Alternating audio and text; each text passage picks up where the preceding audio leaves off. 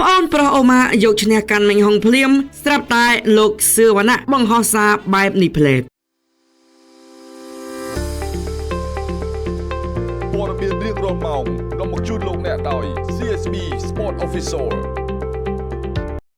បន្ទាប់ពីកីឡាករសញ្ជាតិបារាំងដែលត្រូវជាប្អូនប្រុសបង្កើតរបស់កីឡាករអូម៉ាគេមានឈ្មោះថាអាំងបៃ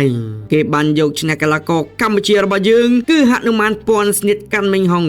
ស្រាប់តែអាំងបៃបានស្នើសុំការប្រកួតមួយទៀតមុននឹងទៅស្រុកបារាំងវិញតើនៅក្នុងប្រភេទទម្ងន់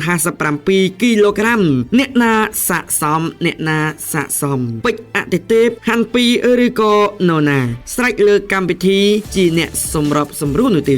លោកសឿវណ្ណៈបានបង្ហោះសារបែបនេះថាពីអ្នកបងប្អូនកំពុងតែរីករាយចូលឆ្នាំថ្មីនៅស្រុកខ្មែរពេលនេះអាំងបៃគាត់ស្នើមានការប្រកួតមួយទៀតមុនទៅស្រុកបារាំងវិញកំពុងរកគូអាំងបៃសាមញ្ញនេះមានសមត្ថភាពមិនធម្មតានោះទេផ្ដួលកាន់មីងហុងតែរឹមតែទឹកទី1សង្ឃឹមថាអាំងបៃសាំ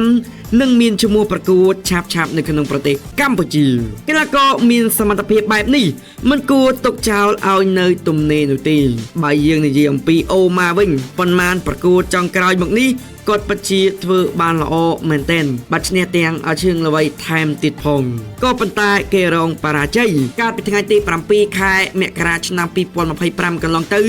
ក្រោមធ្វើកែងរបស់កីឡាករសញ្ជាតិថៃគឺឋានញ្ញ័យសន្លប់ទៅរឹមតែទឹកទី2អរគុណប្រិមត្តយើងសម្រាប់ការតាមដានទស្សនាវីដេអូរបស់ Admin